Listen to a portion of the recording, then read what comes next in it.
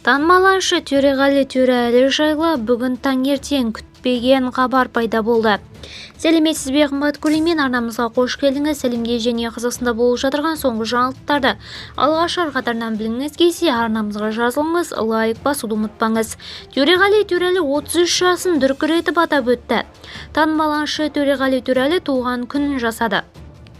Бүгін мен үшін ерекше күн. Менің өмірімнің 33-ші беті ашылды. 33 жайға сан емес. Бұл өткенге шүкіршілік, келешекке жауапкершілік. Бұл сабыр мен сенімнің жасы. Өмір маған көп нәрсе үйретті. Жоғалтуды да, табуды да, қателесуді де, қайта тұруды да. Ал бәрінен бұрын шүкір етуді. Мен бүгін туған күнімді атап өтсем, ертеңнен бастап ел арасына шығамын. Үлкен тур басталады. Байқоңырдан бастап Қызылордаға, әр қалаға, әр жүрекке сапар шегемін деп жазды әнші.